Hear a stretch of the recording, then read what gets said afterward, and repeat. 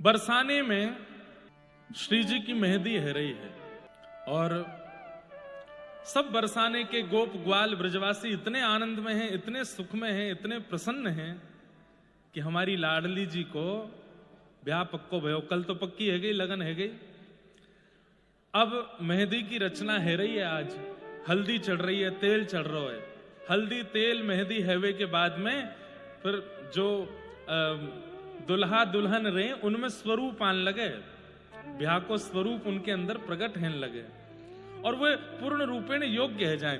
तो जब पहली हल्दी लगे, पहलो तेल चढ़े, वही दिन घर के लोग सब भावुक कह जाए कि भैया अब ब्याह होगो, अब तो पक्की होएगी। हल्दी जो है वो मंगल देव तक होवे। मेहंदी सोहे हाथ श्री प्यारी जुके, मेहंदी सोहे हाथ श्री प्यारी जुके, मेहंदी सोहे हाथ श्री प्यारी जुके, मेहंदी सोहे हाथ श्री प्यारी। सब लोग गाओ। और विशेष रूप से जो श्री जी पक्ष वाले हैं उनको तो गानो ही गानो है। नंदगाम बारे अभी बैठे रहो, जब नंदगाम की मेहंदी होगी तब आप गईयो। आहा, गौर वर्ण की श्री प्रिया जी बैठी हैं एक सुंदर मणि के सिंहासन पे, सब सखियां घेर करके बैठी हैं। बरसाने में सबन को चाव लगो कि हम जाए करके देखें कैसी मेहंदी है रही है श्री किशोरी जी की। हे मेहंदी सोहे हाथ श्री प्यारी जुके। भानु बाबा ने पूरे बरसाने को सजाया है। केवल भानु भवन के बाहर बंधन बार बंधे हैं, कदली वृक्ष लगे नहीं। सबन को भानु बाबा ने आज्ञा करी है, सब अपने अपने घर के बाहर कदली वृक्ष लगाओ, मंगल बंधन बार बांधो, अपने मंगल कलश रखो। अरे तुम सबन की लाली है, तुम सबन की लाडली है। ब्रजवासी बोले बाबा कहने की आवश्यकता ना है, हम सबने पहले ही व्यवस्था कर रखी है। हर घर में ढोल बज रहे, नगाड़े बज रहे, माताएं बहनें नृत्य कर रही हैं। क्यों? आज हमारी लाडली जी की, हमारी प्यारी जी की आज हल्दी है रही है, तेल चढ़ रहा है, मेहंदी लग रही है। हे मेहंदी हाथ श्री प्यारी जुके। किशोरी जी की मेहंदी है रही है। ढोल नगाड़ी की आवाज नंदगाम तक जा रही है। महाराज ढोल नगाड़े बजन लगे सो ठाकुर जी अपनी अटारी पे जाके देख रहे हैं। बोले अरे मधुमंगल जी कहा हैरो है? सब कहने लगे बोले लाला तो ना पता। बोले कहा हैरो है? बोले श्री जी की मेहंदी है रही है, श्री जी की हल्दी है रही है आज। ठाकुर जी इतना सुनते ही चिंतित है गए। काय को चिंतित है गए? बोले जो हाथ मेरे हाथन में आनो चाहिए वाकू कोई और पकड़ के 2-2 घंटा बैठे को रचना बनावे को हाथन में। जा हस्त कमल पे मेरो अधिकार है, मैं रचना सिद्ध करूंगा, वाप में कोई और रचना सिद्ध करेगा। या मंगल विधान में वस्त्र कोई बनावे, सहरो कोई बनावे, बाकी की सब क्रिया कोई करे, पर श्री जी के हाथ में बहुत दिनांत तक रचवे वारी ये मेहंदी, ये तो मेरे हाथन से ही रचनी चाहिए। मधुमंगल थे ठाकुर जी बोले अभी रचना भई तो नाय होगी। बोले अभी तो नाय भई लाला। ठाकुर जी बोले मधुमंगल यदि या पूरे ब्याह में एक क्रिया मैंने नाय करी तो मन नाय लगेगा। बोले कहा? बोले किशोरी जी के हाथ में तो मेहंदी की रचना मैं करके आऊंगा, स्वयं जाऊंगा। मधुमंगल बोलो लाला तेरो बड़ो विचित्र स्वभाव है, कभी मनहारी बन के जावे, कभी जोगी बन के जावे, कभी कछु बन के जावे, अब मेहंदी रचावे वारी बन के जाएगो। ठाकुर जी बोले और नहीं तो कहा। मधुमंगल थे ठाकुर जी बोले मेहंदी की रचना करवे तो मैं जाऊंगा बरसाने। मधुमंगल बोले लाला मैं लिख तो जा रहा हूं, कितने रूप बना चुका है। कभी तू मोर बन के गयो, मोर बिहारी बन के गयो है, कभी मनहारन बन के गयो, एक बार जोगी बाबा बन के गयो है। हे जोगी छवि बाब रो डोले, राधे राधे राधे बोले। लाला तू कभी मनहारन बन के जावे, कभी जोगी बन के जावे, कभी मोर बिहारी बन के जावे, कभी श्यामा सखी बन के जावे, मोकू तो तेरी सल नाय परे और कहा का बन के जाएगो। बोले अब तो दुल्हा बन के ही जावे वारों कछु दिना में, वाके बाद बार बार रूप बदलवे की आवश्यकता ना है, पर जाते जाते एक बार और रूप धारण करना। बोले अब कहा बन के जाएगा। बोले मेहंदी रचना करवे वारी बन के जाऊंगो। तू कैसे करके बरसाने में हल्ला करवाए दे कि सबसे बढ़िया मेहंदी रचावे वारी मैंने बुलवाई है, श्री जी के हाथ में मेहंदी वही ते रचवाओ। मधुमंगल बोलो ठीक है लाला करूं। तो दोनों पक्षन में अंदरूनी गुप्तचर तो हैं, तो ऐसे खुफिया एजेंट कई बरसाने में भी हैं जो नंदगाम बारिन ते मिले भय नीचे थे। उनको जाके मधुमंगल कह दे कि सुनो लाला जो है का है वो मेहंदी रचावे वारी बन के आ रहा है, तुम सब मां व्यवस्था कर दियो, श्री जी के हाथ में मेहंदी वही के हाथ तो रचनी चाहिए। ठीक है, सब ने जाए करके भानु बाबा और कीर्ति मैया से कही आज हमारी किशोरी जी की मेहंदी रचना होनी है, कोई सामान्य मेहंदी रचना करवे वारी नहीं आनी चाहिए। तो बोले आप बताओ। बोले देवलोक ब्रह्मलोक में भी जाकी चर्चा है, ऐसी एक मेहंदी रचना करवे वारी आए रही है, आप वही से रचना करवाइए। बोले अच्छा बाकी पहचान का है। बोले छोटी सी होएगी पहली बात तो, दूसरी सांवरी सी होएगी, और घूंघट में तो बोले वा को मोह देखवे की जिद मत करियो। नंद बाबा आदि सब बोले ठीक है, और भानु बाबा बोले ठीक है आन दो। अब यहाँ पे महाराज इतने सारे लोगों में होड़ लगी है मेहंदी रचावे वारे में कि हम लगावेंगे, श्री जी के हाथ में हम लगावेंगे। लेकिन भानु बाबा कह रहे हैं जो बता के गए सुबह गोपी वही ढूंढनी है।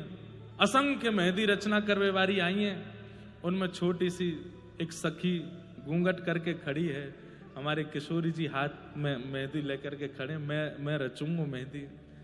नंद बाबा ने कही भैया सबरे अपनी रूप रंग दिखाओ कैसो है।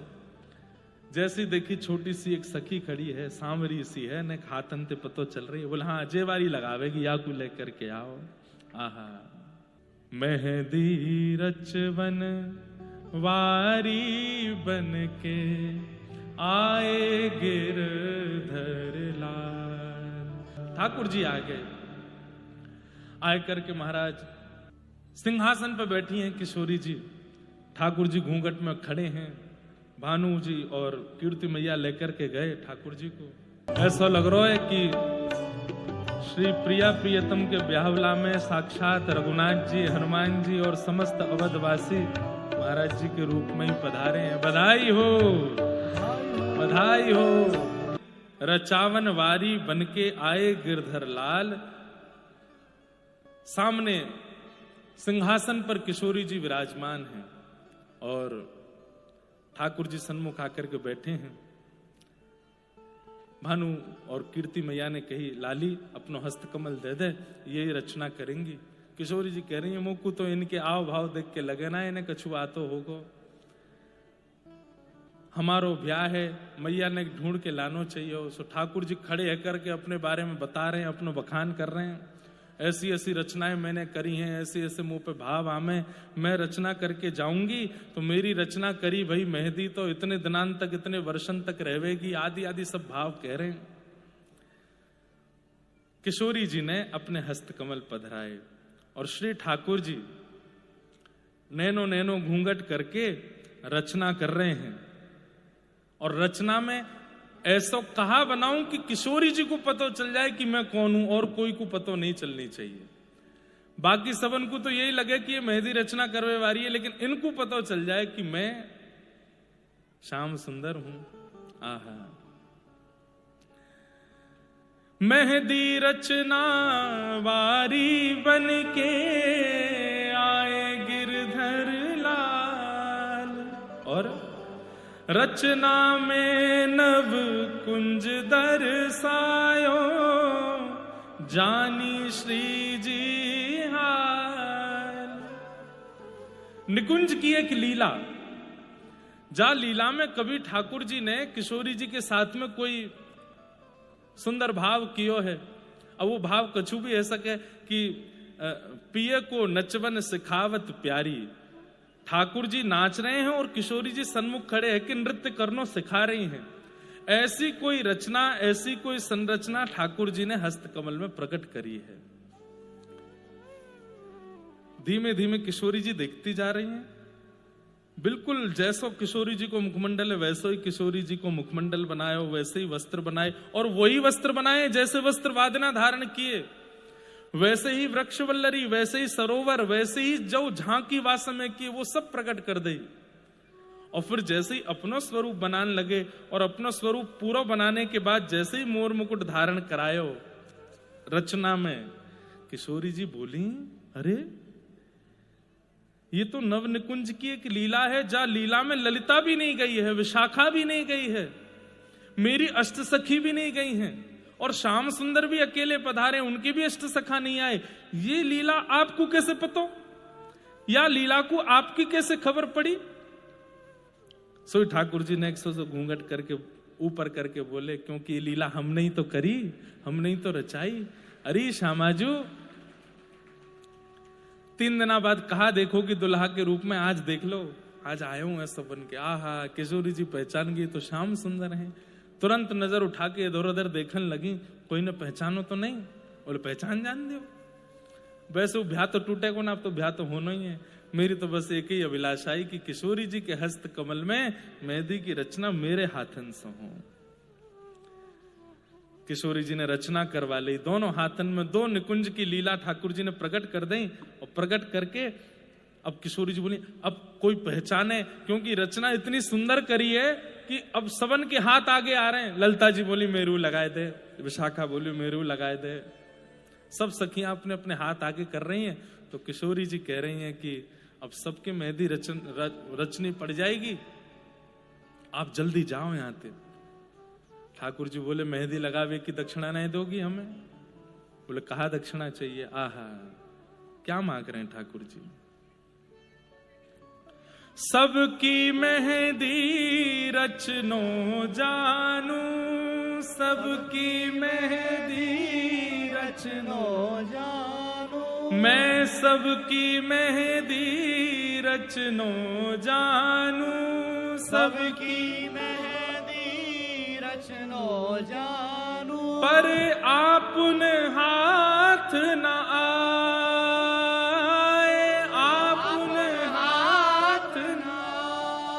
अरे मैं सबके हाथन में मेहंदी रच दूं, लेकिन मुंह को एक बात को बड़ो कष्ट है। बोले कहा मैं अपने हाथ में खुद रचना ना कर पाऊं, तो दक्षिणा में कहा चाहिए, श्यामा अब कृपा करो मोह पे, श्यामा अब कृपा करो मोह पे, मेहंदी रचाओ आप, मेहंदी रचाओ।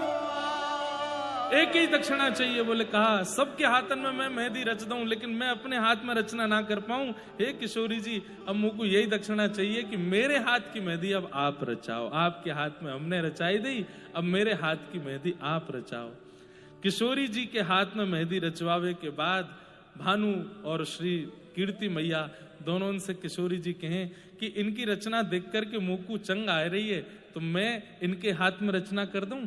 तो कीर्ति मैया ने की ठीक है लाली कर दे। और कोई ये भेद समझ नहीं पायो, दुल्हा दुल्हन के हाथ में रचना करके चलोगे और दुल्हन से अपने हाथ में रचना करवाए के चलोगे हो। और सब देखते रह गए, सबको लगे कि भैया कोई रचना करवे वारी आई है, वही मेहंदी लगाए करके गई है। पर वास्तविकता में तो श्याम सुंदर ने किशोरी जी के हाथन में मेहंदी लगाई, और श्री किशोरी जी ने ठाकुर जी के हस्त कमल में मेहंदी लगाई है। ठाकुर जी तो हृदय से पहली बार बरसाने थे बिना पकड़े निकले हैं ठाकुर जी, नहीं तो हर बार पकड़े गए हैं, हर बार इनको पकड़ लियो गयो है, लेकिन अब की बार पकड़े नहीं गए हैं। क्यों? वाके पीछे भी कारण क्या है? ऐसी रचना बनाई है किशोरी जी के हाथ में कि वाकू देखवे के काजे लोगन की भीड़ लगी है, और वह रचना को जो देखे वो देखते ही मोहित है जाए, वो देखते ही रह जाए। सब वही रचना को देखने में व्यस्त है गए। चुपचाप ठाकुर जी बरसानों से निकल के नंदगांव आए गए। नंदगांव आकर के मधुमंगल श्रीदामा सबन को दिखाने लगे, देखो मैं रचना करू आया और अपने हाथ में करवा हुआ है। बोले तेरे हाथ में कौन? बोले श्री जी ने करी, लाडली जी ने करी। सब सखा चरणन में गिर गए। बोले लाला तेरी लीला तू ही जाने, तू ही कर सके।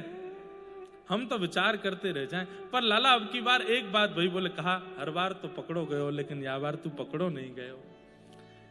बोले बस अब ये अंतिम इच्छा मेरी पूरी है गई, ब्याह के बाद तो कौन रोक टोक करेगो बरसाने आवे जावे में, पर ब्याह से पहले एक बार और छद्म वेश में जानो, वो मैं करके आए गए हूँ। बोलो लाडली लाल की जय। अरे ऐसो हाँ ऐसो ओ ऐसो चटक मटक सो ठाकुर, तीनों लोकन हूँ